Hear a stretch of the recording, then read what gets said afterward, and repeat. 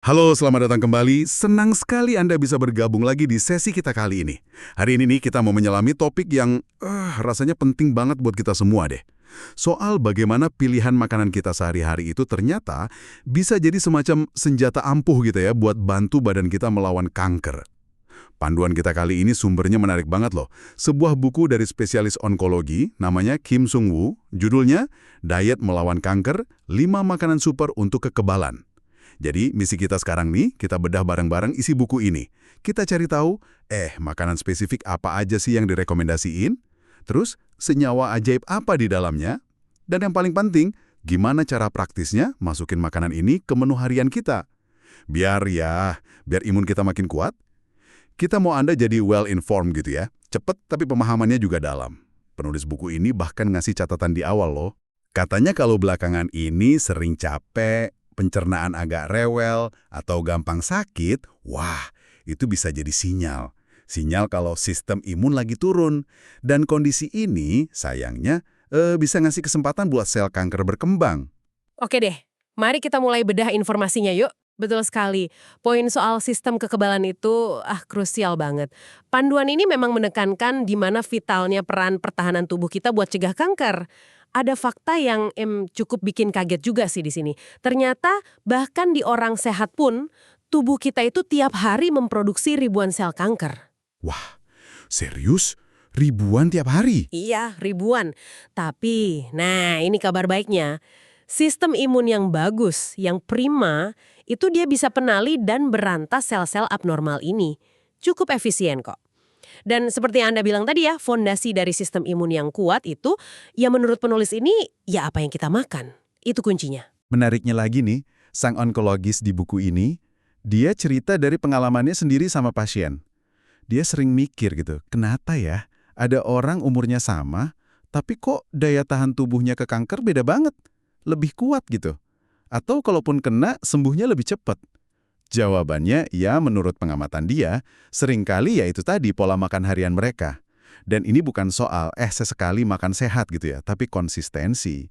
Rutin makan jenis makanan tertentu. Itu yang bedain. Dia bahkan ngasih contoh yang, personal banget dan kuat. Kisah ibunya sendiri. Disebutin di buku. Kesehatan ibunya itu membaik drastis. Penanda peradangannya normal lagi, terus tingkat kekebalannya setara sama orang umur 40-an.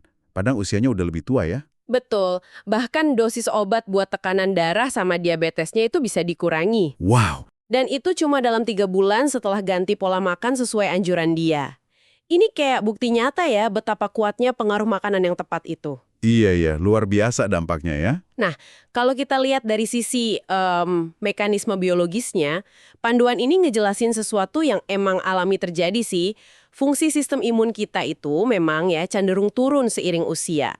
Terutama nih setelah lewat umur 50. Oh gitu ya. Berapa kira-kira turunnya? Diperkirakan turunnya sekitar 2-3% per tahun. Kedengarannya mungkin kecil ya. Iya, kayaknya nggak banyak. Tapi kalau diakumulasiin antara umur 50-70, potensi penurunannya itu bisa sampai 40-60%. Wah, lumayan signifikan juga ya ternyata kalau dijumlahin. Banget. Nah, ini bagian pentingnya. Ada kaitan langsung antara turunnya fungsi imun sama resiko kanker. Penulis bilang penurunan kekebalan 50% aja, itu udah bisa naikin resiko kanker 2-3 kali lipat. Astaga, 2-3 kali lipat. Iya. Analoginya di buku itu cukup jelas. Ibaratnya rem mobil kita udah mulai aus, sementara potensi gas dari sel kanker itu selalu ada. Ngeri juga ya kalau dibayangin. Buku ini juga gambarin kondisi yang disebut lingkaran setan. Jadi kekebalan yang mulai lemah bikin badan lebih gampang kena peradangan kronis. Nah, peradangan yang terus-terusan ini bukannya sembuh malah makin neken fungsi sistem imun. Jadi muter aja di situ. Jadi makin lemah dong ya? Betul. Ujung-ujungnya resiko kena berbagai penyakit kronis bukan cuma kanker ya, tapi juga penyakit jantung, diabetes, sampai demensia. Itu jadi naik eksponensial. Waduh, jadi efeknya kemana-mana ya? Nah, disinilah peran pentingnya diet. Makanan itu kayak bahan baku sekaligus bahan bakar buat tentara imun kita. Nutrisi dari makanan itulah yang dipakai buat bikin sel imun baru, terus mengaktifkan sel yang udah ada. Jadi lebih penting dari olahraga atau tidur gitu? Penulisnya sih berpendapat gitu. Peran diet dianggap lebih fundamental dalam hal ini. Tapi tentu aja ya, olahraga teratur sama tidur cukup itu tetap vital banget buat kesehatan keseluruhan. Jangan ditinggalin juga. Oke, jadi saling melengkapi ya. Betul. Memang, rekomendasi umum kayak dari WHO, makan minimal 5 porsi sayur buah berwarna tiap hari, itu juga disebutin sih. Tapi penekanan di buku ini lebih spesifik lagi. Bukan cuma soal jumlah porsinya, tapi jenis senyawa bioaktif anti kanker yang ada di dalam makanan itu. Itu yang dianggap paling krusial. Oh, jadi jenisnya ya, bukan cuma jumlahnya aja, kualitas nutrisinya gitu. Tepat sekali. Kualitas dan jenis nutrisinya jadi fokus utama. Baiklah. Nah, setelah kita paham nih, konteks pentingnya imun sama peran diet, sekarang kayaknya kita masuk ke inti yang paling ditunggu-tunggu nih ya. 5 jenis makanan yang secara khusus disorot di buku ini. Karena katanya punya kandungan senyawa anti kanker yang kuat banget. Penulisnya sampai bilang, makanan ini bisa bikin sel kanker gemetar ketakutan. Wah, ini dia nih bagian yang sangat menarik. Kita lihat satu persatu ya. Yang pertama, mungkin udah nggak asing lagi nih di dapur kita. Brokoli. Brokoli. Iya. Sayuran hijau ini jadi bintang katanya karena ada kandungan sulforapein. Senyawa ini, menurut penjelasan di buku, cara kerjanya luar biasa. Dia bisa langsung target DNA sel kanker, terus micu bunuh diri sel atau apoptosis. Hebatnya lagi, dia nggak ganggu sel sehat di sekitarnya. Gitu ya? Betul. Selektif kerjanya. Selain itu, brokoli juga punya indol trikarbinol. Ini spesifik disebut bagus buat cegah kanker yang terkait hormon, kayak kanker payudara dan rahim. Plus, ada vitamin C, K, folat, beta-karoten juga. Jadi lengkap banget buat dukung imun secara keseluruhan. Lengkap banget ya paketnya ya. Terus cara kerja si sulforafen ini gimana sih kok bisa nyuruh sel kanker bunuh diri? Cara kerjanya itu unik. Dia kayak menyusup gitu ke dalam sel kanker, terus dia aktifin enzim detoksifikasi alami di dalam sel kanker itu sendiri. Jadi, sel kankernya kayak menghancurkan dirinya dari dalam. Wah, keren ya. Tapi, ada tapinya nih soal masaknya. Si sulforafen ini ternyata agak sensitif sama panas. Oh gitu, jadi gimana baiknya? Cara masak terbaik yang disaranin itu dikukus sebentar aja, cukup 2-3 menit. Sebentar banget ya? Iya, ada trik menarik juga dari buku ini. Setelah brokolinya dipotong-potong, jangan langsung dimasak. Diamkan dulu di suhu ruang sekitar 10 menit. Didiamkan dulu, buat apa tuh? Nah, ternyata proses ini bisa micu produksi sulforafene alami di dalam brokolinya itu sendiri. Bisa ningkat 2-3 kali lipat loh produksinya. Wow, cuma didiamkan 10 menit? Oke, tips bagus nih. Kalau mau dimakan mentah buat salad juga bagus, karena pas kita ngunyah, itu justru bantu lepasin senyawa aktifnya. Oke, kalau buat salad, dressingnya gimana? Ada saran? Nah, untuk dressing saladnya, kombinasi minyak zaitun sama jus lemon itu disebut lebih efektif buat penyerapan nutrisi. Lebih baik daripada saus yang creamy kayak mayones gitu. Sip, dicatat. Oke, dari brokoli, kita lanjut ke yang kedua. Apa nih? Makanan kedua. Bawang putih. Wah, ini sih bumbu wajib di masakan Indonesia ya? Haha, iya. Bumbu andalan. Tapi, di balik aromanya yang kuat itu, ada kekuatan besar ternyata. Apa tuh kekuatannya? Senyawa andalannya namanya allicin. Cara kerjanya, menurut buku ini nih, ada beberapa jalur nih. Pertama, dia bisa hambat pembentukan pembuluh darah baru, angiogenesis namanya. Ini penting banget buat tumor, biar bisa tumbuh dan nyebar. Oh, jadi suplai makanannya diputus gitu ya? Kurang lebih gitu. Kedua, allicin itu antioksidan kuat. Dia lindungi sel sehat dari kerusakan DNA gara-gara radikal bebas. Ketiga, nah ini menarik, dia bisa bangunin sel-sel imun kita, terutama sel NK, natural killer. Sel pembunuh alami ya? Iya, tugasnya patroli cari dan hancurin sel abnormal. Nah, aktivitas sel NK ini disebut bisa meningkat sampai 2 kali lipat gara-gara allicin. Wah, keren banget bawang putih ini. Kandungan alicinnya banyak nggak sih? Lumayan, sebagai gambaran, dalam 100 gram bawang putih segar, itu ada sekitar 35 mg allicin. Selain manfaat anti kankernya, allicin juga dikenal punya sifat antibakteri, antivirus, bagus buat sirkulasi darah, bantu kontrol kolesterol, sama stabilin tekanan darah. Banyak ya manfaatnya? Iya, banyak banget. Tapi tadi kan katanya sensitif panas juga ya, kayak sulforafen. Betul, mirip sulforafen, Allicin ini juga kurang tahan panas. Triknya mirip juga. Didiamkan juga. Iya, cincang atau geprek bawang putihnya, terus biarin lagi sekitar 10 menit sebelum dimasak. Proses ini bantu bentuk Allicin dan bikin dia sedikit lebih stabil sama panas. Oke, jadi didiamkan dulu ya kuncinya.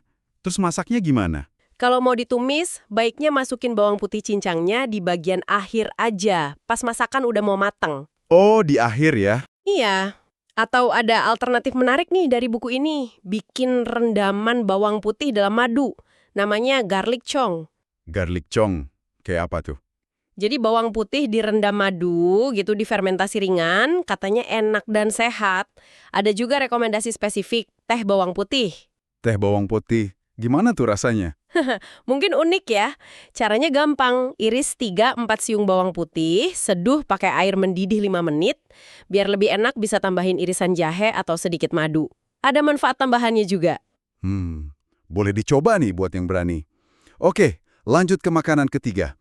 Makanan ketiga yang jadi sorotan adalah tomat. Nah, ini buah atau sayur ya? Sering jadi perdebatan. Hahaha, iya. Tapi yang penting manfaatnya ya. Tomat ini kaya banget sama lycopene. Lycopene. Apa tuh? Itu pigmen merah yang kuat, termasuk keluarga karotenoid. Buku ini secara spesifik nyorot peran lycopene buat cegah kanker prostat. Oh, khusus prostat ya disebutnya. Iya, itu yang paling sering disebut terkait lycopene. Kekuatan antioksidannya katanya bisa 10 kali lipat lebih kuat dari beta-karotin di wortel. Wow, 10 kali lipat. Padahal wortel udah terkenal bagus ya. Kandungannya berapa di tomat? Diperkirakan sekitar 3 mg per 100 gram tomat segar. Oke. Jadi, selain antioksidan, apalagi manfaat lycopene ini? Dia juga bisa hambat pertumbuhan sel kanker, terus bagus juga buat kesehatan jantung. Jadi paket komplit juga. Nah, soal lycopene ini ada tips khusus nggak buat konsumsinya? Ada banget.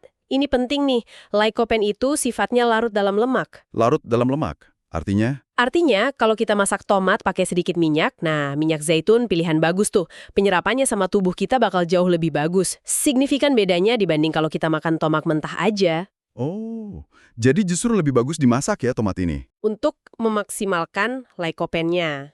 Ya, jadi kalau mau dapat manfaat lycopene pol, olah tomatnya. Caranya gimana misalnya? Buku ini ngasih ide, contohnya. Tumis aja sekitar 150 gram tomat cincang, pakai setengah bawang bombay, 1 sendok makan minyak zaitun, tambahin herba kayak basil atau oregano biar wangi. Kayak bikin saus pasta ya? Bisa jadi basisnya. Atau bikin saus tomat rumahan sendiri. Atau cara simpel lain, panggang tomat ceri pakai sedikit minyak zaitun, garam, lada. Enak dan sehat. Oke. Jadi kuncinya dimasak dengan sedikit minyak ya? Sip. Lanjut yang keempat. Berikutnya, kita ke dunia jamur nih. Spesifiknya jamur shiitake. Sering lihat sih di masakan Asia. Apa yang bikin dia spesial? Yang bikin spesial itu kandungan utamanya. Namanya lentinan. Lentinan. Apa lagi tuh? Lentinan ini masuk kelompok serat kompleks, polisakarida, yang dikenal sebagai beta-glukan. Kandungannya di shiitake lumayan tinggi loh, sekitar 500 mg per 100 gram. 500 mg. Banyak juga ya. Fungsinya apa sih lentinan ini? Peran utamanya itu sebagai penguat sistem imun langsung, jadi dia bisa aktifin berbagai jenis sel imun kita, kayak sel T, sel B, makrofag, bikin mereka jadi lebih sigap dan efektif buat ngenalin dan hancurin sel kanker. Wah, langsung ke sistem imun ya kerjanya? Betul. Di Jepang, lentinan ini bahkan udah dipakai sebagai bagian dari terapi pendamping buat pasien kanker. Serius? Udah jadi bagian terapi? Iya, sebagai terapi adjuvan. Kemampuan lentinan buat modulasi imun ini memang daya tarik utamanya. Tapi ada bonus lain dari shiitake, dia mengandung ergosterol. Ergosterol. Itu senyawa yang bisa berubah jadi vitamin D kalau kena sinar matahari. Jadi, shiitake yang dikeringkan di bawah matahari bisa jadi sumber vitamin D juga. Wah, double manfaatnya ya. Vitamin D kan penting juga buat imun dan anti kanker. Tepat sekali. Nah, kalau pakai shiitake kering, ada tips penting nih dari buku ini. Apa tuh? Rendam dulu di air hangat sekitar 30 menit. Dan jangan buang air rendamannya. Kenapa jangan dibuang? Karena beta-glukan itu larut dalam air. Jadi air rendamannya itu juga kaya nutrisi. Pakai aja buat masak sup atau kaldu. Oh gitu. Oke, jadi airnya juga dipakai ya. Terus ide masaknya gimana? Paling gampang ya tambahin irisan shiitake ke sup miso atau sup rumput laut. Atau ada rekomendasi resep spesifik nih dari buku ini. Nasi jamur shiitake. Nasi jamur shiitake. Gimana bikinnya? Gampang kok, masak nasi kayak biasa, tapi campurin irisan shiitake yang udah direndam tadi, potongan wortel, terus pakai air rendaman shiitake sebagai bagian dari air masaknya. Bumbuin dikit pakai kecap asin atau minyak wijen. Simple tapi nutrisinya dapat. Kedengarannya enak dan gampang ya. Sip. Tinggal satu lagi nih, yang kelima. Makanan super kelima ini bentuknya minuman yang mungkin udah sering Anda minum. Teh hijau. Teh hijau, favorit banyak orang ya. Iya. Apa nih kandungan jagoannya? Kandungan utamanya itu AGCG, singkatan dari epigalactocatechin galat. Ini jenis antioksidan kuat dari kelompok polifenol. AGCG. Oke. Seberapa banyak kandungannya? Diperkirakan sekitar 50 mg per 100 ml teh hijau yang diseduh. Menurut buku ini, peran AGCG cukup langsung buat lawan kanker. Dia bisa hambat perbanyakan sel kanker atau proliferasi dan juga penyebarannya ke bagian tubuh lain, metastasis. Jadi dia nyerang langsung ya? Iya, salah satu keunggulannya yang disebutin itu sifatnya selektif. Dia cenderung target sel kanker tanpa banyak ganggu sel normal. Itu bagus banget ya? Betul, banyak studi yang dikutip di buku ini nunjukin kaitan positif antara minum teh hijau sama penurunan risiko kanker lambung, usus besar, dan payudara. Wah, banyak juga ya jenis kankernya. Selain itu, ada manfaat lain nggak dari ECGC? Ada dong, ECGC ini juga bagus buat bantu kontrol gula darah, turunin kolesterol, sama dukung manajemen berat badan. Jadi manfaatnya luas. Nah, kalau mau dapat manfaat ECGC maksimal, gimana cara minum teh hijaunya? Ada triknya? Ada, buku ini ngasih panduan nih. Seduh daun teh hijaunya pakai air yang nggak terlalu panas. Idealnya sekitar 70-80 derajat Celcius. Kenapa nggak boleh terlalu panas? Kalau airnya terlalu panas, teh bisa jadi pahit, dan sebagian ECGC-nya bisa rusak. Sayang kan? Seduhnya juga jangan lama-lama, cukup 2-3 menit aja. Oke, suhu dan waktunya penting ya. Terus, boleh pakai gula atau susu nggak? Nah, ini penting juga. Hindari nambahin susu atau gula. Ternyata keduanya itu bisa ngikat ECGC dan hambat penyerapannya sama tubuh. Oh, jadi minumnya tawar aja ya? Iya, itu yang terbaik buat dapat manfaat ECGC-nya. Saran konsumsi dari penulisnya sekitar 3-4 cangkir per hari. Diminumnya kira-kira 30 menit setelah makan. Kalau nggak tahan kafein gimana? Tenang, sekarang banyak kok teh ijo yang udah decaf, tanpa kafein. Atau alternatif lain, pakai bubuk teh ijo, matcha. Itu bisa dicampurin ke yogurt tawar atau dibikin smoothie. Oke, banyak pilihan ya ternyata. Sip. Oke, jadi kita udah punya nih 5 jagoan. Brokoli, bawang putih, tomat, jamur shiitake, sama teh hijau. Tapi kayaknya nggak cukup cuma tahu bahannya aja ya. Buku ini tadi kan bilang cara kita konsumsi dan olahnya juga penting banget. Betul sekali, itu sangat ditekankan. Seberapa banyak senyawa bermanfaat yang bisa diserap dan dipakai tubuh itu tergantung banget sama caranya. Jadi gimana nih cara nerjemahin semua info ini ke kebiasaan makan kita sehari-hari biar hasilnya optimal? Ada prinsip umumnya nggak? Ada, penulisnya ngerangkum jadi 4 prinsip kunci yang saling melengkapi. Gampang kok diingatnya. Pertama, variasi dan warna. Ini penting. Usahain makan macam-macam sayur buah dengan warna beda-beda tiap hari. Targetnya minimal 5 jenis. Kenapa harus warna-warni? Karena ada efek sinergi antar senyawa. Contohnya di buku disebut, kombinasi tomat sama brokoli kalau dimakan bareng, itu ternyata 30% lebih efektif tekan pertumbuhan kanker prostat dibanding kalau dimakan sendiri-sendiri. Wah, ada efek gabungannya ya. Oke, variasi warna. Kedua, kalau harus ditumis. Kalaupun numis, pakai minyak bagus kayak minyak zaitun extra virgin. Apinya jangan gede-gede, masaknya juga sebentar aja. Jangan sampai layu banget atau gosong. Oke, masak seminimal mungkin ya. Prinsip ketiga? Ketiga, kombinasi cerdas untuk penyerapan. Ini soal paham sifat nutrisinya. Vitamin larut lemak, kayak lycopene dari tomat atau beta-karoten dari wortel, penyerapannya jauh lebih bagus kalau dimakan bareng sedikit lemak sehat. Contohnya minyak zaitun atau alpukat gitu ya. Betul. Sebaliknya, penyerapan vitamin C bisa ditingkatin kalau dimakan bareng makanan sumber zat besi. Misalnya, peras lemon di atas sayuran hijau. Oh, jadi ada pasangannya gitu ya nutrisi ini. Oke, yang terakhir, keempat. Keempat, dan ini mungkin yang paling dasar tapi sering dilupain, konsistensi. Konsistensi ya. Iya, kanker itu kan nggak muncul semalam, prosesnya bisa bertahun-tahun.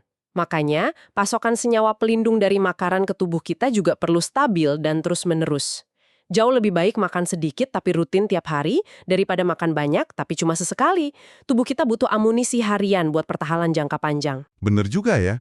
Rutinitas itu kunci. Nah, biar lebih kebayang nih gimana narapin semua prinsip ini. Buku ini katanya ngasih contoh menu harian ya, yang disebut menu emas. Iya, betul. Itu buat ngasih gambaran praktis aja gimana kelima makanan super tadi bisa diintegrasiin secara sinergis dalam satu hari. Coba dong kasih contohnya gimana. Misalnya nih ya, sarapan. Bisa mulai dengan smoothie anti kanker. Campur aja tomat, wortel, apel, bayam, terus tambahin 1 sendok teh minyak zaitun buat bantu serap lycopene sama beta-karotennya. Kasih perasan lemon dikit sama 1 sendok teh bubuk teh hijau buat EGGC-nya. Yah, komplit banget ya itu smoothie. Iya. Terus makan siang. Coba bikin salad anti kanker. Isinya sekitar 100 gram brokoli kukus ringan, 10 tomat cherry, irisan bawang bombay. Dressingnya gimana?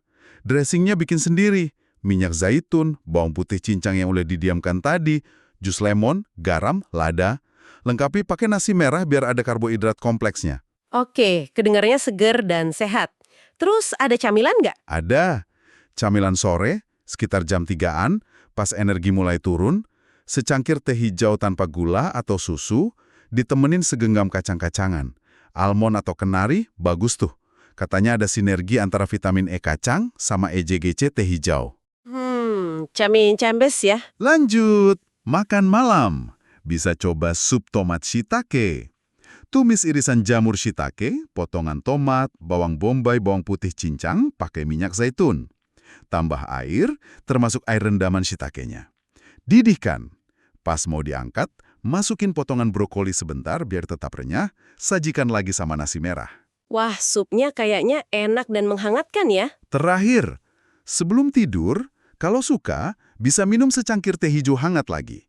Pilih yang versi decaf ya, biar nggak ganggu tidur. Contoh menu ini emang dirancang dengan cerdas ya. Kelihatan banget gimana kelima makanan super itu muncul gantian sepanjang hari. Prinsip variasi warna juga dapat. Cara masaknya diperhatiin pakai minyak zaitun. Ada kombinasi buat penyerapan. Dan yang penting, ini dirancang buat dilakuin tiap hari demi konsistensi. Jadi tujuannya bukan cuma masukin senyawa anti kanker aja ya. Bukan cukanya tuh. Tapi secara bertahap, tujuannya menciptakan lingkungan di dalam tubuh kita yang kurang ramah buat sel kanker tumbuh. Sambil barengan nguatin sistem imun dan kesehatan kita secara keseluruhan. Oke. Nah, terus apa nih yang bisa kita harapkan kalau kita coba terapin pola makan kayak gini? Hasilnya kelihatan cepat nggak? Buku ini nyaranin sih coba konsisten minimal 3 bulan buat mulai rasain perubahan. 3 bulan ya? Manfaat jangka pendeknya apa kira-kira? Manfaat jangka pendek yang mungkin kerasa, menurut penulisnya ya, bisa jadi rasa capek berkurang, pencernaan lebih enak, nggak gampang ketularan flu atau batuk pilek, mungkin luka juga lebih cepat sembuh. Hal-hal kecil tapi berasa bedanya. Menarik. Kalau jangka panjang ya? Nah, sasaran utamanya tentu jangka panjang. Berdasarkan studi-studi yang dirujuk, pola makan kaya senyawa anti kanker kayak gini, potensinya bisa nurunin resiko kena kanker sampai 40-50%. Wow, 40-50%. Itu gede banget loh. Iya, signifikan. Selain itu, juga bantu jaga fungsi imun kita tetap optimal seiring nambahnya usia. Dan melindungi dari penyakit kronis lainnya juga. Jadi, ini pesan penting buat kita semua ya. Nambah usia, itu nggak harus berarti kesehatan anjlok drastis. Betul, banyak hal yang bisa kita kontrol. Dan pilihan makanan itu salah satu yang paling kuat pengaruhnya. Pesan inti dari panduan ini benar-benar memberdayakan ya rasanya. Makanan kita bisa jadi obat pencegahan paling ampuh dan alami. Tepat, kuncinya yaitu tadi. Pilih jenis makanan yang tepat, cara olahnya benar, dan yang paling penting, jadiin kebiasaan rutin. Bukan cuma sesekali aja. Jadi buku ini kayak ngasih harapan ya, bahwa siapapun, umur berapapun, bisa mulai ambil langkah proaktif buat bangun badan yang lebih kuat lawan kanker. Iya, dimulai dari hal simpel. Apa yang kita taruh di piring kita tiap hari. Semoga ya, penelaahan kita soal sumber ini bisa ngasih Anda bukan cuma info, tapi juga semacam percikan inspirasi gitu ya buat mulai nyoba. Penulisnya sendiri kan sangat mendorong buat nggak nunggu nanti, tapi mulai aja dari hari ini. Ingat, 5 makanan tadi brokoli, bawang putih, tomat, shiitake, teh hijau, itu lebih dari sekedar bahan makanan biasa. Mereka itu agen pelindung alami yang bisa kita manfaatin. Nah, sebagai penutup nih, ada satu pemikiran yang mungkin bisa Anda bawa pulang dari diskusi kita kali ini. Mengingat pola makan ini kan kerjanya nggak cuma spesifik target sel kanker ya, tapi juga barengan nguatin fondasi sistem imun kita, terus ngeredain peradangan kronis di seluruh tubuh. Coba deh direnungkan. Kira-kira efek positif berantai apa lagi ya yang mungkin muncul buat kesehatan jangka panjang Anda secara keseluruhan? Mungkin ada manfaat di area kesehatan lain yang selama ini bahkan belum kepikiran sama Anda. Siapa tahu kan? Pertanyaan bagus tuh, buat direnungkan. Terima kasih banyak sudah menyimak eksplorasi kita kali ini ya. Sampai bertemu lagi di sesi berikutnya.